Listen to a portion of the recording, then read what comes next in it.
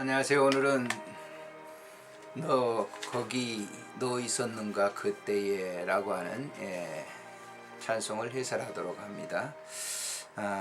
이 찬송은 참 고난 주간에 가장 많이 불리는 그런 찬송 중에 하나입니다. 우리 찬송가는 이제 서너 편의 흑인 연가가 실려 있죠. 그 외에도 이제 많이 지어내 내려오는 그 흑인 연가가 있는데 모두 다 하나같이 작사자와 작곡자를 알 수가 없다라고 하는 점이죠. 어떻게 해서 전해졌는지 그 유래조차 확실히 아는 바가 없습니다. 다만 전설적인 스토리만 간간히 이렇게 나오고 있는데 그 스토리만 소개하려고 합니다. 이 흑인 연가의 특색은 서름받는 가엾은 처지에 사랑이신 그리스도께서 호소하는 내용이요 애원하는 시인 것입니다. 그 누가 나를 괴로움을 알며와 신자 되기 원합니다 등이 바로 그 예일 것입니다. 옛날 미국의 흑인 노예 시대 흑인들은 단지 그들이 피부가 검다는 이유에서 동물과 조금도 다름없이 취급되었고 시장에서 상품처럼 매매되기도 했습니다. 이 노예들은 족보도 없고 그들의 생존권은 그의 주인에게 달려 있었습니다. 그러므로 이 흑인 노예들은 죽여도 살인죄가 형성되지 않았던 시대가 있었습니다. 지금도 뭐 이 미국에서는 이제 흑백 논쟁 때문에 많은 흑인들이 이제 박해를 받고 있죠.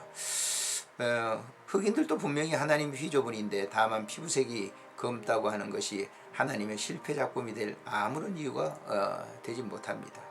하나님이 꽃을 지으실 때도 모두 흰색으로 지으지 않으셨고 그렇다고 모두 황색일 이유로 만드시지도 않으셨습니다.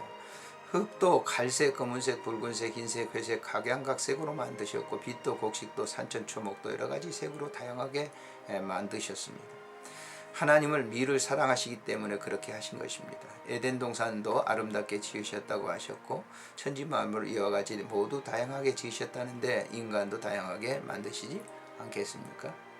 하나님은 인간의 피부 색깔을 달리하여 백, 황, 홍, 흑 등으로 아름답게 다양하게 지으셨는데 인간들은 그 피부 색깔 하나로 규벌하고 차별하고 천시하여 흑인들이 옛날에 받아온 고통은 분명히 하나님의 창조 섭리를 기억할 것이라고 할 수밖에 없습니다. 이 흑인들은 그러한 고통 속에서 하나님을 원망하고도 남았을 텐데 이들은 그 서름 속에서 나는 신자 되기 원합니다를 불렀고 그 누가 나의 괴로움을 알며 또 누가 슬픔을 알까 주밖에 누가 괴로움을 아나 그래도 주님은 우리의 고통을 아신다 영광 할렐루야 등을 부르며 주님께 매달렸던 것을 볼 수 있습니다. 여기 소개하고 있는 이 찬송가 거기 너 있었는가에는 또 하나의 슬픈 이야기가 전해져 내려오고 있습니다. 오랜 옛날 아프리카 야곱이라고 하는 흑인이 살고 있었는데 그의 아내 라카엘과의 사이에 여러 명의 자녀들이 있었습니다. 야곱은 남달리 큰 체구에 매우 건강한 사나이였고 장거리 사냥으로 집안을 돌봤습니다. 어떤 날 미국에서 노예 상인들이 이 마을을 찾아왔는데 야곱을 보자 그렇게 건강한 흑인을 남쪽에서 목화 농장 갖다 팔면 매우 고가로 팔 수 있으리라 생각이 되었습니다. 그래서 그들은 무조건 야곱을 잡아서 미국 노예상에다가 실었습니다. 그날부터 이 야곱은 노예가 되어 인간으로부터 하나의 상품으로 전락되어 버린 것입니다. 얼마 후 이 노예선은 미국에 도착했고 야곱은 큰 목화 농장 주인이 파라오라는 사람에게 고가로 팔려 갔던 것입니다. 이 야곱의 피부가 검다고 해서 이들은 그를 무조건 노예로 만들어야 했던 모양입니다. 이와 같이 하여 무수히 많은 아프리카 흑인들이 노예로 잡혀 미국으로 왔던 것입니다. 이 농장에서도 많은 흑인 노예가 있었는데 주인 파라오는 한 번도 이 흑인들이 자기의 똑같은 하나님의 피조물임의 생존권을 가지고 세상에 태어났다고 하는 사실을 생각해 본 일이 없었고 다만 자기가 값주고 산 노예이나 하나님의 노동의 기계로서 새벽부터 밤늦게까지 보수는커녕 어떤 대가도 가책도 없이 그를 사용했습니다. 야곱은 몹시 고독했고 사랑하는 아내와 아이들이 보고 싶었습니다. 그러나 노예의 신분인 자기가 집에 돌아간다고 하는 것은 도무지 상상할 수도 없는 일이었습니다. 어느 날 밤 밭에서 일하는데 다른 노예들이 이스라엘의 자녀에 대한 노래를 하는 것을 들었고 그들이 어떻게 해서 노예가 되어 애굽의 먼 나라에서 미국으로 오게 되었는가 하는 이야기도 들려주었습니다.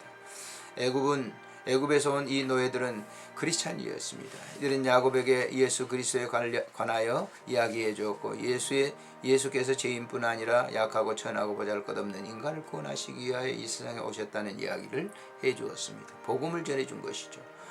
그리고 예수 믿는 법도 가르쳐 주었습니다. 고독과 슬픔 속에 있는 이 야곱에게 이 이상 더 기쁜 복음이 없었습니다.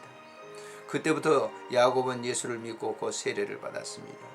그 후부터는 목화밭에서 일하다 아내와 어린 것이 생각나서 슬퍼질 땐 예수 그리스도에 관한 이야기를 엮은 이 연가를 부르며 자신을 달래곤 했습니다.